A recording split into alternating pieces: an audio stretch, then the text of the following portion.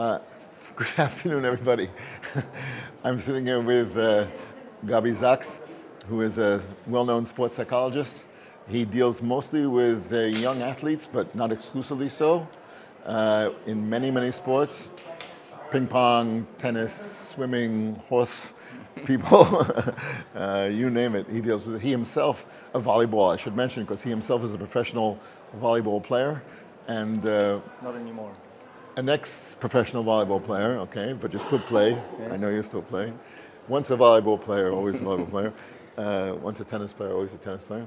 And what we want to talk with you about is the whole topic of tension. You are a sports psychologist. Mm-hmm. I read about you, mm-hmm. and you told me that there are I read that there are three stages. There's the preparation, right. Both the preparation of playing and also the mental preparation. Mm-hmm. There's the playing itself, the match mm-hmm. itself, and then there's after the match, how a player deals with the disappointment of losing, because after all, in a match, 50% of the players lose. Or winning. I'm going to ask you that question too. How do you deal with a player not becoming too euphoric over winning? So how in the world, how do you deal with preparing a player for the tension aspect of competition? I think the word tension is maybe not exactly the correct one, because I would maybe change it to pressure and even change it to anxiety, which are two different things. The anxiety of competition, because pressure is basically, if you want to define it, there are many definitions to pressure, but just to simplify it, it's the how your body, the amount of stimulation of your body. You can feel pressure, but not anxiety. And anxiety is the emotional response to the stress. Right. Okay. So if a person feels anxiety, then there are a lot of ways to deal with it. But yeah, you're right. There are three stages, and what I basically teach a lot of people that I work with is to fight two wars: to fight the war of the tennis, of the piano, of the technical war, of the professional war, and the psychological war that in music and in sports and probably in music exists, and you have to consciously fight it. Right. And this is something that a lot of people don't know, a lot of sportsmen don't know, probably a lot of musicians don't know. You have to consciously fight it, concentrate on it. And then when you do that, that is the first stage that you can do. This separation, this separation between, okay, I know that I have to concentrate on playing, I know I have to do these things that I have to do, but you also have to know that you have to fight, for example, your demons. You have to fight the pressure. Once I put you in this situation of you against the pressure, then I did this separation, then that's a very big deal. Okay, but since you deal with young people, isn't part of the problem their parents? Yes. Because a kid has to come from a home, and some kids come from homes which put amazing pressure on the kids. Yes, exactly. We know that there's tennis players who have thrown their parents out of the stadium, and so you have to deal with the parents as well, don't you? Yeah. Unfortunately, sometimes they don't throw them out. Right. Right. So yeah, they're also the problem and they're also the solution. Yeah. And it is a big problem, and there's a lot of work to do with the parents, especially at the younger age. Sure. Parents that, for example, they, depends on the level, but sometimes it's intervention too much instead of, they don't understand the role that they have to do, the role of supporting the players, and not being involved, as roles of coach or advisor, just supporting. The research shows that the best role that you can have as a parent in sports is the role of supporter, of emotional supporter, of, providing opportunities, for example. All that stuff, but not the intervening part. Okay. Next to you is sitting an old friend of mine who I haven't seen for 20 years. How are you? How are you? Oh, that's great. Great to see you. We appeared together 20 years ago or more with the Haifa Symphony Orchestra. Do you remember? Well, it was, 97 and 99, I think, or something like this. It was, okay. 97, So 99. last You remember time, what we maybe do 96, you remember what we played together? I know we did Beethoven 4, I think, and maybe Tchaikovsky. I'm not Yeah, sure. I thought we did Beethoven, right, together. And we haven't seen each other since then. This is a most unusual man in many ways. First of all, he is a graduate of the Peabody Conservatory. Is that Baltimore, if I'm not mistaken? Baltimore, yeah. And he was a triple major, piano, violin, and conducting. And if that's not bad enough, he also is or was an excellent tennis player. He might still be. And he was so highly rated in the state of Illinois, if I'm not mistaken, that he could easily have probably gone up to be a professional tennis player. And he had to make that choice, and he chose the arts. And he can give a recital, and he does, half piano, half violin. So he's a pretty dangerous guy.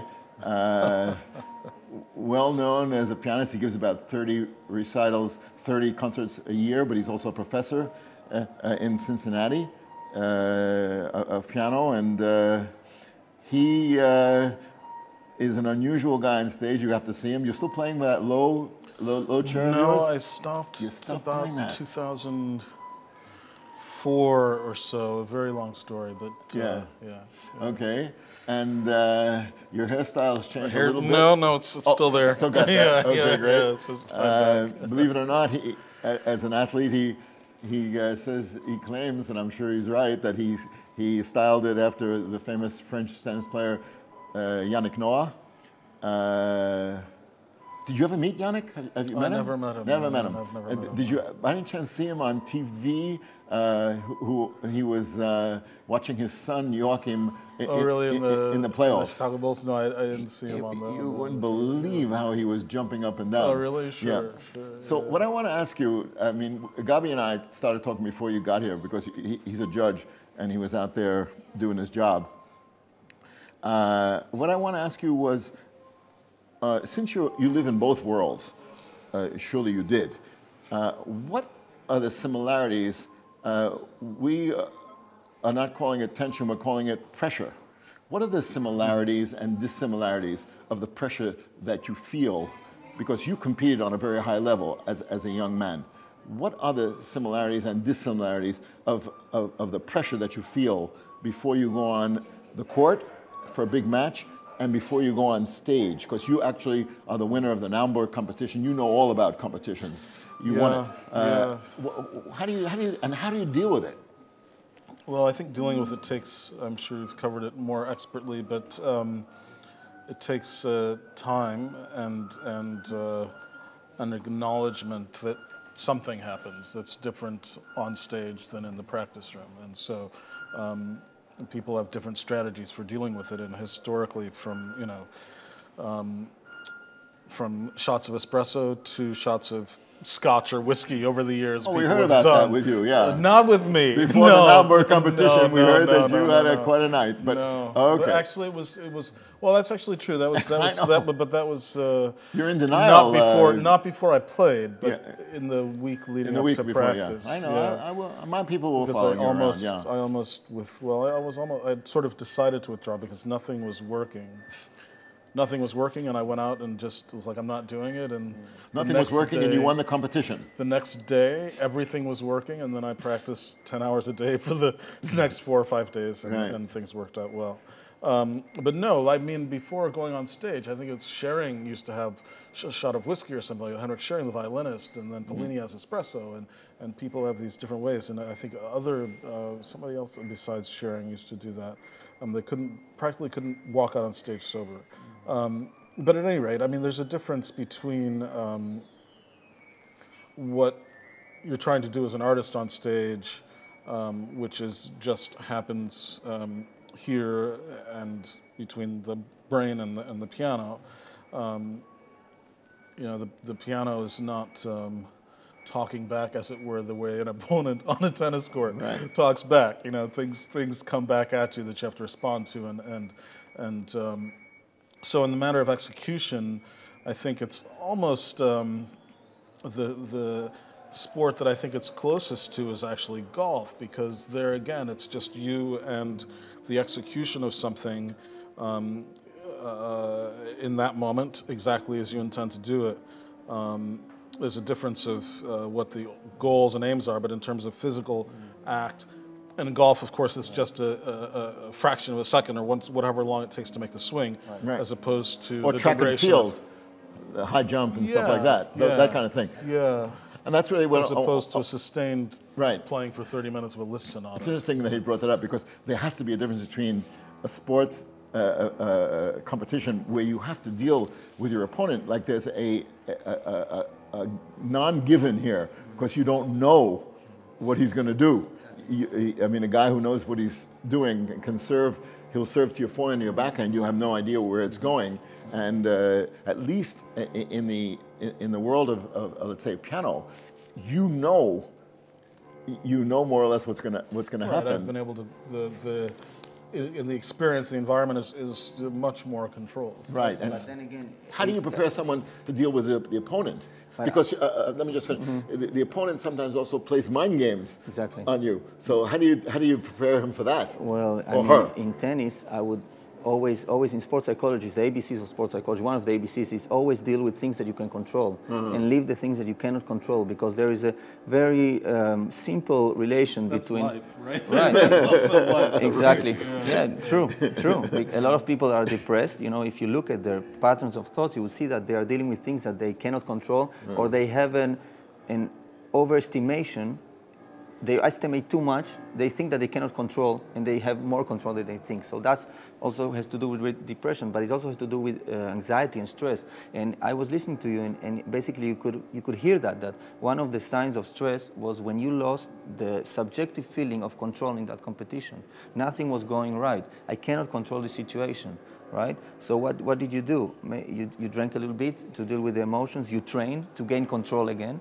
And then it relaxes you. So what I would do with a player, with an opponent, with a person that has to, it's the same thing in tennis or whatever you want. There's always this feeling of I cannot control the situation. And some people, more than others, have a lot of trouble with it. Some people have a really to the pathological side, that they have to have control. These are the people that you will see that suffer from anxiety a lot. And then this I have to work with. But a lot of people that are in the normal range of, you know, they don't have to have so much control. They still in this competitions, in this setting, when you have to be perfect. Right. In order to win, you have to be perfect. Right. And perfection means that you have a very low range of mistakes. So there's also another, you know, criterion, another thing that will bring a lot of pressure to you. Interesting that he says that, because Rubinstein, one of the things he was famous for was that he made a good deal of mistakes on the stage, and he never would have won the Rubinstein competition, that's for sure, because of all. But he was such a great artist that it didn't matter, because the main thing is that he had a message to deliver. So you don't have to be perfect then? No, you do not have to be perfect, not in sports and not in things. You have to have a message to get across. And later on we're going to talk, not in this discussion, about judging and the whole deal of judging. But the thing is that when we talk about these guys who are performing both on the tennis court and on the and on the stage, it really, I guess, as you say, has to deal with how you deal with yourself, not your opponent. Because let's say you have an opponent who does that into your face, like some opponents do. Exactly. I mean, so you teach the guy to ignore that? I would teach him to do 2 times to him. Oh, to do it back to him. Of course, because you know, in sports psychology, always another ABC is the self-talk, the what you say to yourself. You know, tennis players in a 2-hour match, how much do you think time they actually play tennis in 2 hours? 20% or 15%? 40 minutes. 40 minutes, right. Yeah, and so 1 hour and 20 minutes, you're with yourself. Right. So you have to have a really good relationship with yourself. You have to be very positive with yourself. You have to be forgiving with yourself. You have to be your own psychologist. Right. That's the thing. You have to be your own psychologist. Okay. So if I read you guys correctly, what I also understand is that some people are fortunate enough to be born with the genes, if you want to say that, of somebody who's more relaxed, and other people have the genes of people who are a little bit more tighter, and it's something that you have to deal with. I think that, I'm sure that's true, but it seems to me from my observations that a lot of people, I mean, you look at somebody like Federer or Djokovic or Murray, and these people have all had to deal with confront at some point in their life their emotional stability. Especially Murray. Yeah. But I mean, Federer was a hothead when he was a junior. Yeah. I mean, he broke rackets more than anybody. And he had to deal with that. And he dealt with it. Yeah. But Murray sometimes still doesn't know how to deal with it. Lendl was helping him out pretty well, I think. Yes, that's true. But interesting, they split up pretty quickly after they got together. But you know, that's interesting after because he won a Grand Slam, though, finally. Right. Yes, and the Olympics. Yeah. I think that this brings me to the idea that how important is a coach, or maybe in piano, the teacher, that role, especially for younger players. I'm afraid that, in my experience, a lot of coaches, even great coaches, they don't understand how important that is, how complex that role is, how many hats you have, maybe a little bit as a parent, maybe a teacher in the sense that you teach values and norms that are very, very important, and ways of thinking, and a psychologist and a friend. And all of this, a great coach. If you look at Maccabi Tel Aviv now that they won, you know, Blatt, you know, the coach of Maccabi Tel Aviv, he's a great psychologist. Right. He's a very sensitive person with a lot of emotional intelligence. And I would say that a great coach or a great teacher in piano is a person that has emotional intelligence. This is true. But as long as you talk about Maccabi Tel Aviv, before I free Awadadjian, because he has to go out and judge, you get I don't know if you saw the final. I saw the last couple minutes. Okay. Yeah. Well, they have a player named Rice who was almost cut from the team in the middle of the year. He does not care about what other people think about him. He's living in his own world. He comes down court. He seems like the most relaxed guy in the world. He takes the big shot.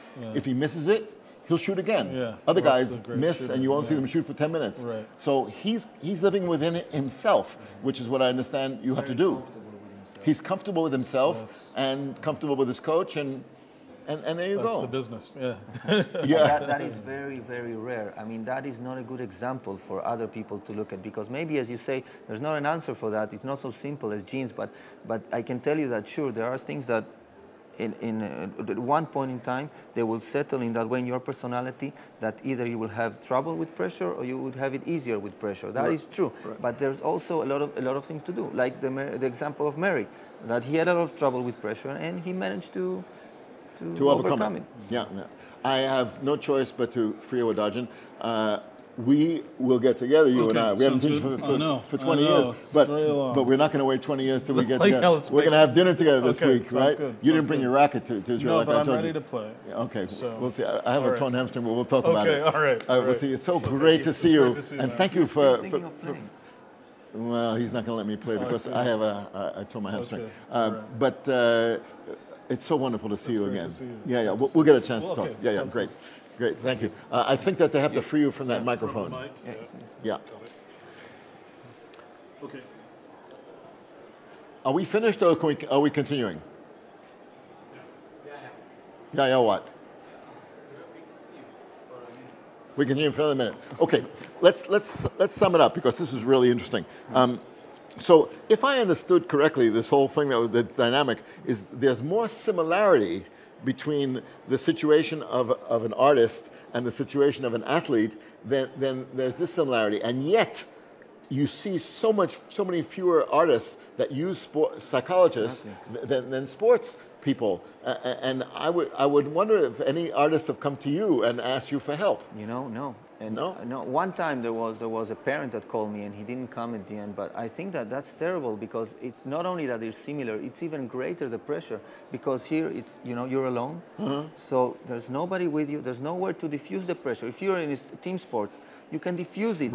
This pressure, this force that is put upon you, you can maybe hide a little bit and let other ones take the toll. Or in the orchestra, where you're sitting with a whole bunch of people. Exactly. But when you're by yourself, you need help. You need help. And these young kids, and especially in this, they have to be not perfect, but they have to be really great. So I'm going to tell my musicians about you, and I take 10% from everybody who I send to you, okay? And I think that they need to work with you. That's a deal. Okay, we got a deal, and also I'll invite you to a concert, because you told me you haven't been to concerts. You're coming to my... I'll invite you to my volleyball game. Okay, I will. Of course, I'll come to your volleyball game sooner than you'll come to my concert, but you're going to come on the 6th of June. I'm fourth in Israel in beach volleyball. You are? Yeah. Wow. And I play beach tennis, so watch out. Great. Thank you.